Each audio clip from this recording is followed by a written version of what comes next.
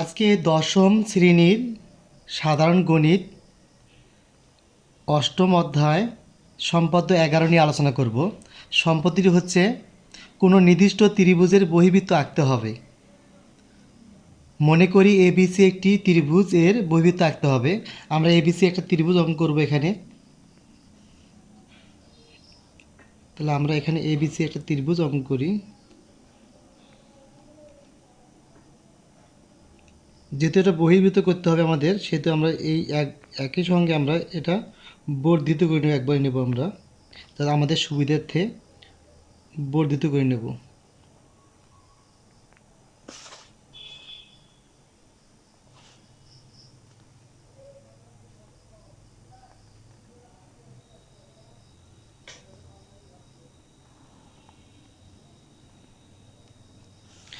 আমরা এখানে একটা ত্রিভুজ অঙ্কন করব।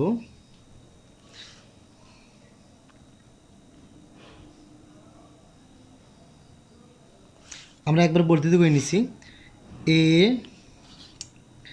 বি সি, আমরা একটা ত্রিভুজ অঙ্কন করলাম। মনে করি এ বি সি একটি ত্রিভুজ, এর বহির্বৃত্ত আঁকতে হবে। এখন বি এ বি সি বাহুকে বর্ধিত করব। আমরা পূর্বেই বর্ধিত করে নিছি। নাম দিলাম হচ্ছে ডি, নাম দিলাম এফ। আমি বর্ধিত করছি। ডি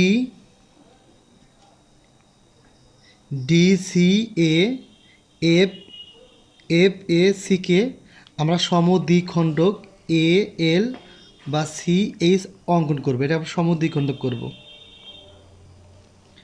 যে কোনো একটা বৃত্তচাপ নেব আমরা, নিয়ে কাটবো। এখন আমরা এটা অর্ধেকের বেশি বা সমান, অর্ধেকের বেশি নিয়ে মাঝে দুটো বৃত্তচাপ অঙ্কন করে নেব আমরা। আবার এখান থেকে ধরে এখানে অঙ্কন করব। অঙ্কন করার পর এটা মাঝ চিহ্নিত করি যাতে আমাদের ভুল না হয়। আমরা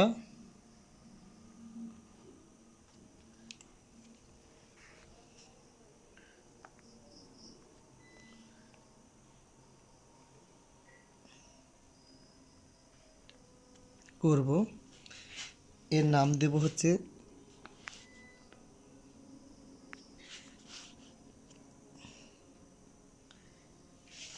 টানবো, এর নাম দেব হচ্ছে এল।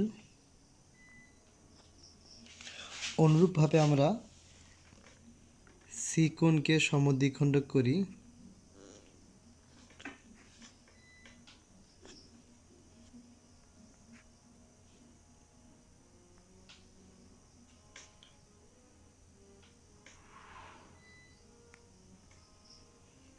এবার অর্ধেকের বেশি নেব, অর্ধেকের বেশি বা সমান নিয়ে এখানে কাটবো। ওই মাপ ধরে এখানে কাটবো। আমরা যোগ করব এখন, মাঝ যোগ করব।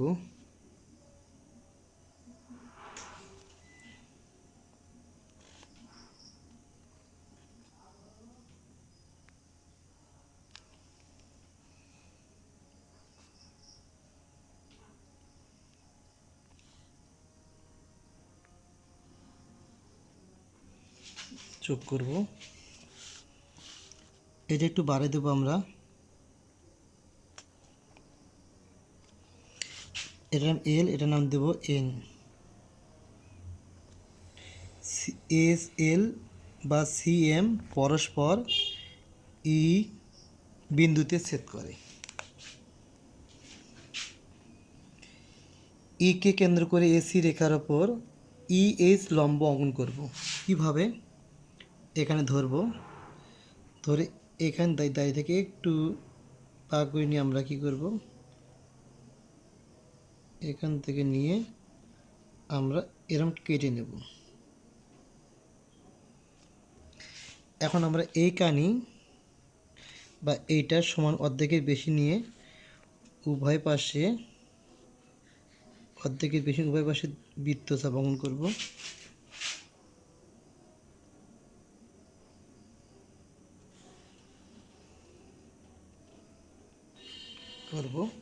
এখন যোগ করব আমরা এই মাঝ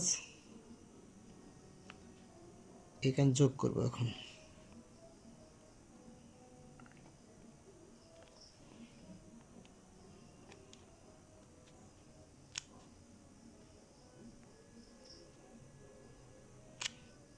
যোগ করব এই বরাবর এর নাম দেব এইচ এইচ কে কেন্দ্র করে এস এর সমান ব্যাসার্ধ নিয়ে একটি বহির্বৃত্ত অঙ্কন করব।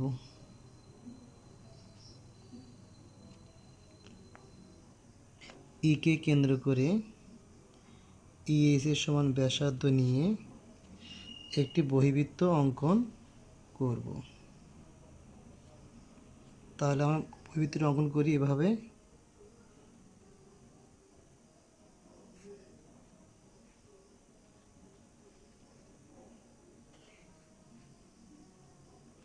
নির্ণয়ে এটি বহির্বৃত্ত, অর্থাৎ ত্রিভুজের একটি বাহু অপর দুটি বর্ধিত বাহুকে স্পর্শ করে।